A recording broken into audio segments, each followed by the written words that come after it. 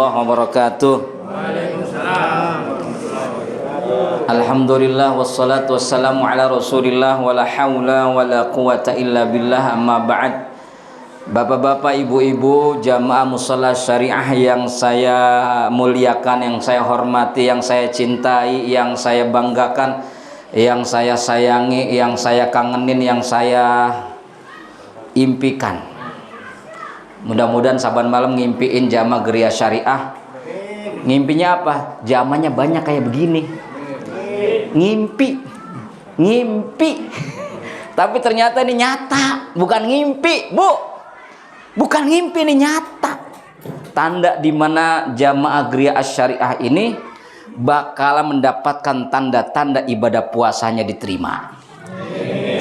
Jangan sampai amin-amin doangan, tapi harus dibuktiin. Ada bukti nyatanya. Tandanya boleh, tapi nyatanya bagaimana? Buktinya seperti apa? Buktinya nanti sampai akhir Ramadan ini jamaah sampai kayak begini. Amin. Kira-kira kayak begitu nggak, Bu? Bu? Ya sepi, Pak. Insya Allah. Ibadah puasa itu Masya Allah, ini kesempatan yang kesekian kalinya Pak Eko sebagai ketua DKM udah ngegrogroin kita untuk semangat menghidupkan bulan Ramadan, baik kegiatan di musolanya maupun kegiatan sosial yang lainnya lewat pengurus yang lainnya. Karena memang ada perbedaan, Bapak Ibu. Bulan Ramadan sama bulan yang lainnya bener-bener beda. Buktinya apa perbedaannya? Bapak-bapak, ibu-ibu jarang banget makan kumpul satu meja bareng keluarga. Ya nggak, Bu? Iya nggak sih?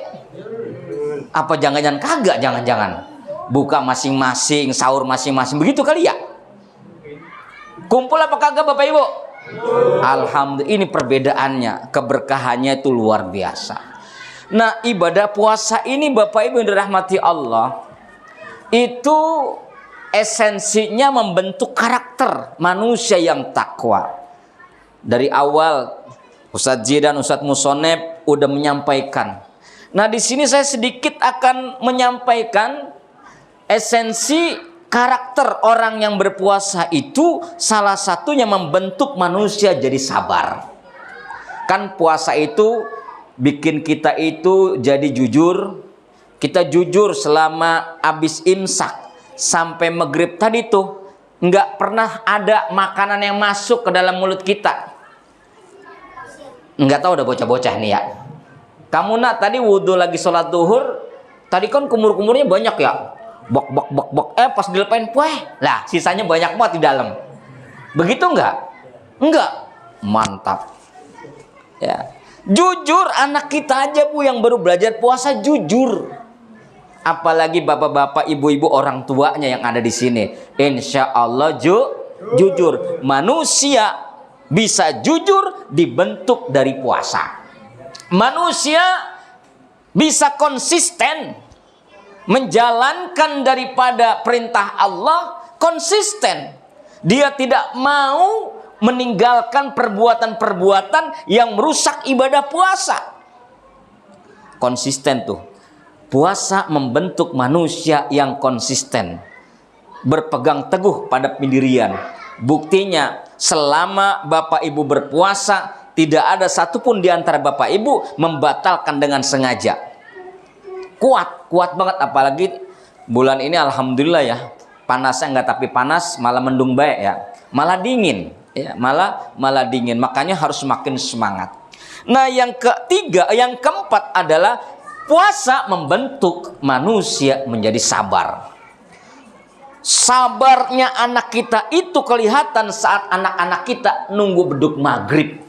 Yang sebiasanya beduk maghrib di bulan yang lain nggak pernah ditungguin, tapi sekarang dari ujung Berung sampai ujung Breng, dari Tanah Abang sampai Tanah Abang Rawabangke, itu semuanya pada nunggu beduk maghrib. Sampai di seluruh dunia juga. Cuman di dunia mah orang ada beduk kali mah ya. Cuman di kita doang yang ada yang Anda beduk. Ditungguin sampai yang namanya TV disetel sampai dari jam 4 itu, dari habis asar disetel tuh. Kata bocah kita, anak kita, ya Allah maghrib masih 2 jam lagi, anak kita udah lemas. Hebatnya banget anak kita sabar, Bu. Bapak ibu sebagai orang tuanya mendampingi dengan sepenuh hati. Jangan sampai ini anak saya ini batal. Masya Allah, luar biasa. Ini tanda anak bapak ibu menjadi tanda anak-anak yang soleh dan soleha. Amin. Karena apa? Puasanya didampingin sama bapak emaknya, baik dalam waktu sahur maupun saat berbuka puasa. Sabar adalah bagian terpenting dalam kehidupan kita. Allah Subhanahu wa ta'ala akan sangat mencintai. Tanda orang yang dicintai oleh Allah itu tandanya apa? Sabar. Makanya kata Nabi, Bapak Ibu, man idza ahabballahu ta'ala abadan ibtalahu. Apabila Allah udah mencintai seorang hambanya, pasti akan diuji. Ujian yang paling berat siapa, Bapak Ibu? Para nabi dan para rasul. Berat banget. Kita lihat ujian Nabi Muhammad SAW saat berdakwah. Tidak ada sedikit pun ujian yang ringan. Hartanya diuji, keluarganya diuji, harga dirinya diuji, bahkan nyawa pun sebagai taruhannya. Itu baginda Rasul. Tetapi beliau begitu sabarnya luar biasa.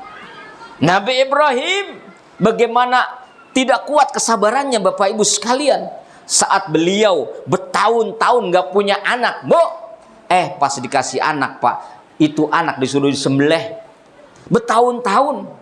Jadi kan saat dengan Siti Hajar, kata Siti Sarah, Bang, udah bertahun-tahun kita gak punya anak ya. Iya. Gimana kalau abang nikah lagi? Masya Allah, contoh istri yang hebat tuh, Bu.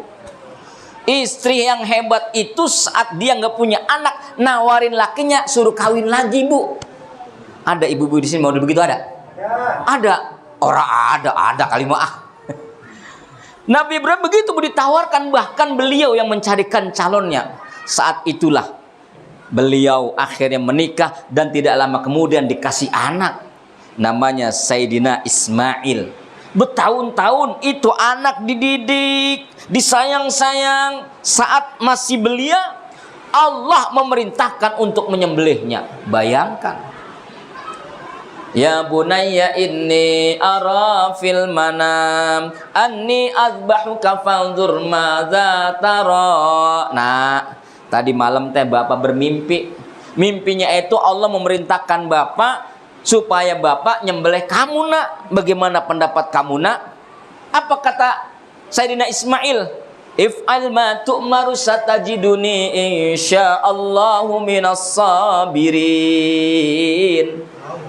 Kerjain ayah. Kerjain, mangga kerjain. Kalau emang itu perintah Allah, insya Allah kita akan ditemukan sebagai golongan orang-orang yang sabar. Tuh, Pak. Ada anak yang model begitu zaman sekarang. Kalau seandainya syariat kurban itu diterapkan, ya, Kang Eko, Mas Tama, sekarang Idul Adha sekarang bapak mau nyembelih kamu. Loh, Pak, kok bisa begitu? Ini perintah Allah. Perintah Allah. Kenapa bapak aja kagak nyembelih? Lehernya. Anak zaman sekarang begitu, ya. Bapaknya nyuruh, anaknya nyuruh lagi. Zaman sekarang tuh, ya. Nah, inilah kesabaran yang luar biasa. Makanya kata Nabi, apabila Allah mencintai seorang hambanya, maka pasti akan diuji. Idza sabara, apabila itu hambanya sabar saat diuji, istofahu, ijtabahu, dia akan mendapatkan pilihan, menjadi hamba yang pilihan. Tetapi apa? Wa idza radiya, apabila dia diuji, dia rela menerima dengan suka hati diuji, istofahu, hamba ini mendapatkan keistimewaan. Makanya Nabi Muhammad itu bagian dari namanya Al-Mustafa wal Murtada. Beliau itu menjadi manusia yang paling hebat, super sabarnya di atas semua makhluk yang ada di jagat raya ini. Bagian daripada ulil azmi. Masya Allah, Pak. Nabi Muhammad luar biasa. Makanya saking hebatnya hamba Allah yang sabar. Kalau sabar menerima cobaan, ya itu dia termasuk mendapatkan menjadi hamba pilihannya. Tapi saat dia menerima cobaan, dia rela ikhlas menerimanya. Ini hamba yang paling istimewa, luar biasa. Ini mudah-mudahan nih dari puasa kita nih Bu, Bapak, anak-anakku sekalian, kita termasuk orang-orang yang digolongkan oleh Allah, orang-orang yang sabar. Apapun yang menimpa diri kita, sabar. Apapun yang akan terjadi pada diri kita, sabar. Termasuk ibadah puasa telah membentuk karakter manusia yang sabar. Sabar itu ujiannya bukan hanya ketidakenakan, tapi keenakan pun termasuk bagian daripada kesabaran atau ujian. Ibu dikasih susah, itu benar-benar ujian yang benar-benar nyata, Bu. Tapi bapak dikasih kenikmatan, itu juga bagian dari ujian. Bagian dari ujian, jangan macam-macam, Pak. Bapak dikasih rezeki yang berlimpah, bahkan sampai hartanya pun di mana-mana. Itu ujian. Ya, bukan semata-mata itu anugerah, tapi bagian daripada ujian. Nah, mudah-mudahan apa yang dimiliki, yang diberikan Allah kepada kita ini akan kita jalani, akan kita tunaikan, akan kita jalankan dengan sebaik-baiknya sesuai dengan kesabaran yang diterapkan dari para anbiya wal mursalin terdahulu, bisa kita tauladani. Amin Allahumma amin. Demikian, mohon maaf, wallahul muwaffiq ila aqwamit thoriq. Wassalamualaikum warahmatullahi wabarakatuh.